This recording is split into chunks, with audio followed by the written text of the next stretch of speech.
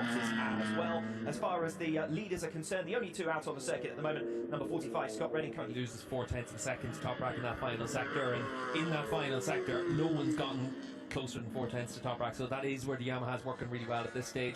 Obviously, you expect to see, it's no surprise that in a section of the track where you really need to brake on the angle, that the Yamaha's just got that bit of extra performance than some of the other bikes out there. So that is where the Yamaha's really strong. We've seen it so far around this track that in the middle sectors it has been a case of the Kawasaki's and the Ducatis having a little bit of an advantage, but that can all change now in the final 10 minutes of the session.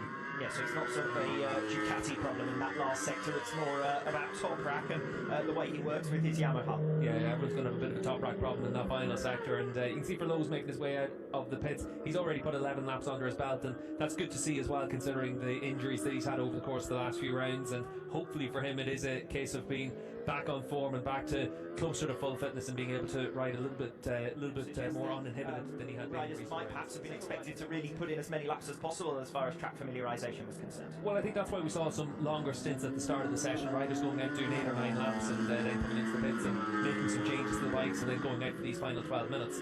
And you'd expect to see everyone stay out all the way through until the end of the session now. Yes, KRT leaving it late to return to the circuit, as we've been saying, but a couple of other riders also out onto track. Andrea Locatelli, big moment there as he backshifts down in towards those ever tightening right-handers at the end of the lap as coming through turn 1 down in towards 2 and 3. This is one of the tighter sections of the track, but it opens up from 3 onwards through turn 4, 5, 6. It really is opening up all the way through until we get to turn 10 at the end of the back straight.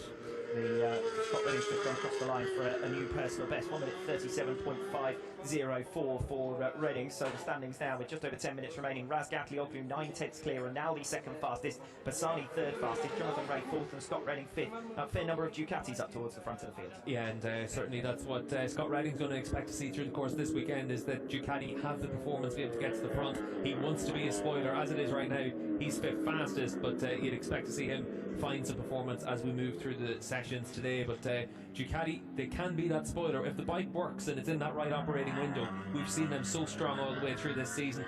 This could be one of those tracks that really does suit it, and the reason for that is we're going to have really high track temperatures. We're at 63 degrees track temperature at this point, and it's only going to get hotter through the rest of the day.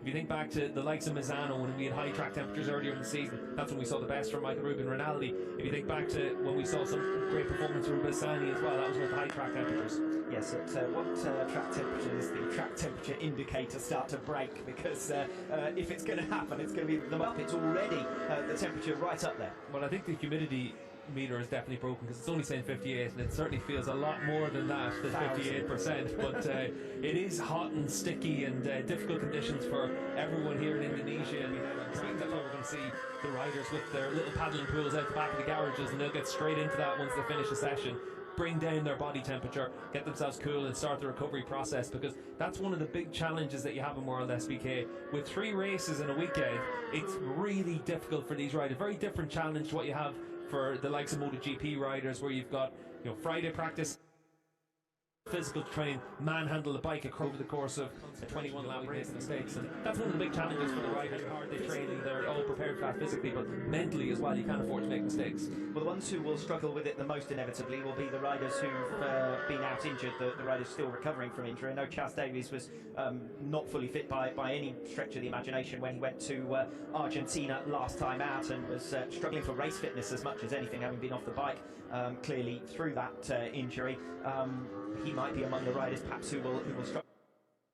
Of Chaz's favourite tracks, one of the places he went really well, because traditionally his fitness has been a big advantage for him, and that is one of the areas where some riders in the past had a big advantage over others. Now pretty much everyone on the grid is super fit, and that advantage that you might have had, it does get minimised quite a bit. But if you just have that small 1% advantage, it can make the difference over the course of 3 races in the weekend. Yes, he's not shy of the mountain passes, is he? A little bit of cycling up in Andorra. Yeah, and you tend to see with all these riders, when you look at their social media, it's always in the middle of race weekends, the gap between race weekends, they're training hard, they're all out cycling or hiking or running or one thing after the other. And I think here in Indonesia, we've seen quite a few of them out swimming as well.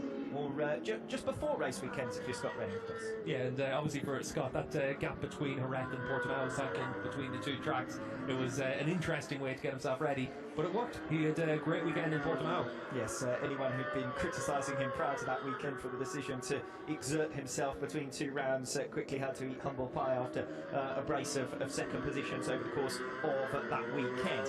5 minutes to go, so we're into the final stretch now as far as hot laps are concerned. Top rank Razgapio. 36.260 at the moment is top rank.